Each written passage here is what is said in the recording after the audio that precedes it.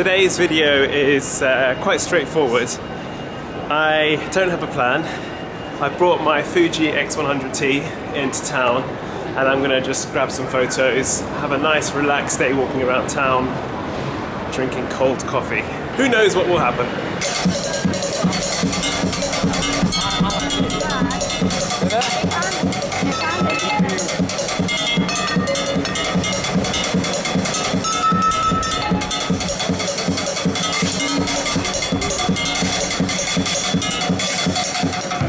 Now, one of the questions that I get asked probably most is what is the best vlogging camera? So I'm going to share with you my philosophy on gear. Now, those of you that saw my most recent video will know that it was shot with the GoPro Hero 4 Session. Now, I had a lot of fun shooting that video, and that's for two reasons. One, the GoPro is very small, and secondly, it's very durable.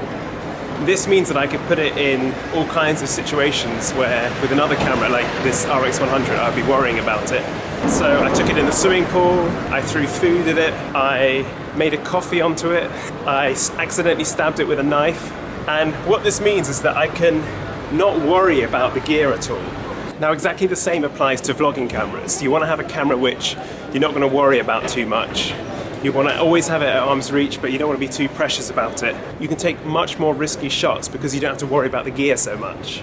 Now, what I consider to be decent vlogging cameras can be bought from anything from about 200 to well over £1,000. Now, I don't know about you, but for me, walking around with £1,000 camera is going to give me a lot of anxiety. And the result is I'm going to take fewer risks with it, and I'm not going to get as good a shot. In my experience, it is much more worth it to have a cheaper, less good quality camera, but to get the shot, than to have a really expensive vlogging camera and miss the shot.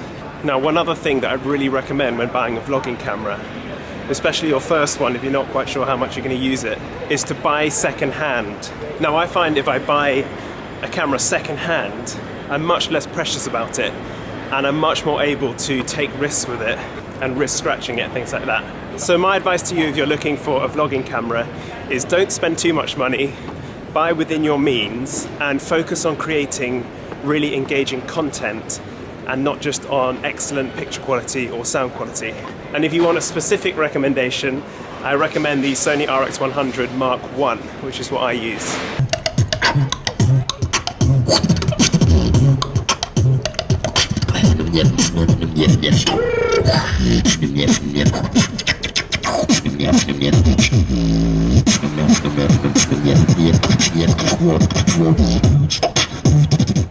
Do any of you remember the photo I took right here of the wall with the price tag on it? Well, almost a month later, it's moved from there to here. What do you know?